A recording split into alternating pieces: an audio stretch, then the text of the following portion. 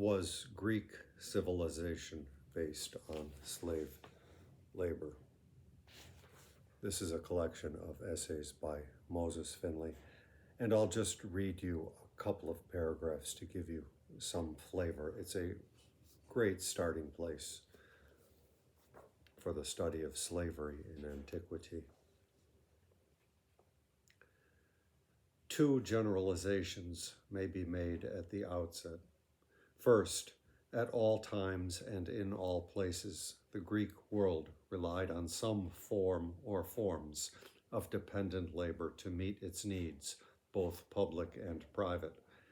By this I mean that dependent labor was essential in a significant measure if the requirements of agriculture, trade, manufacture, public works, and war production were to be fulfilled.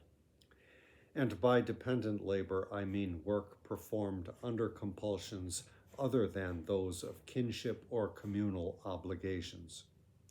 Second, with the rarest of exceptions, there were always substantial numbers of free men engaged in productive labor. By this I mean primarily not free hired labor, but free men working on their own or leased land, or in their shops or homes as craftsmen and shopkeepers. It is within the framework created by these two generalizations that the questions must be asked which seek to locate slavery in the society. And by slavery, finally, I mean the status in which a man is in the eyes of the law and of public opinion, and with respect to all parties, a possession, a chattel of another man.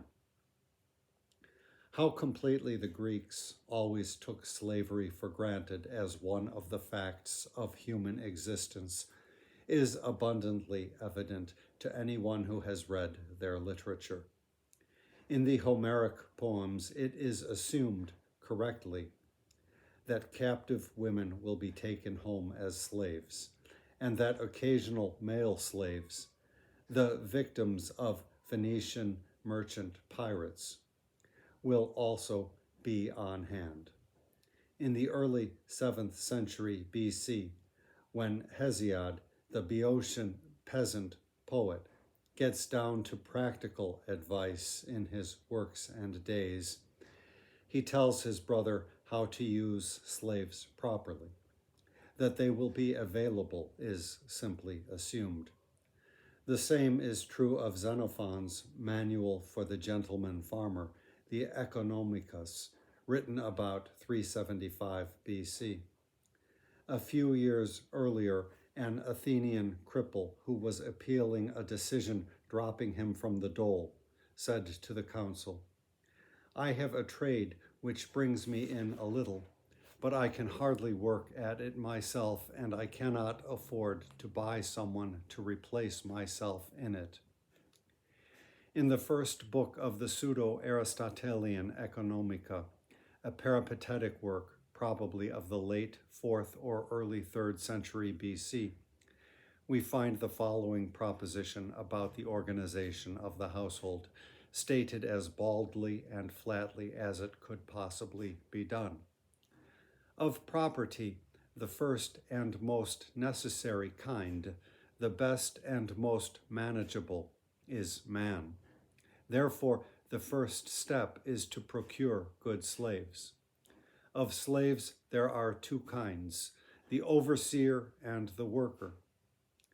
Polybius, discussing the strategic situation of Byzantium, speaks quite casually of the necessities of life, cattle and slaves, which come from the Black Sea region, and so on.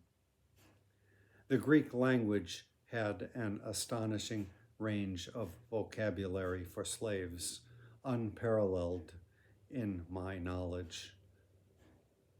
And it goes on. Of course, Finley provides citations, which I do not give.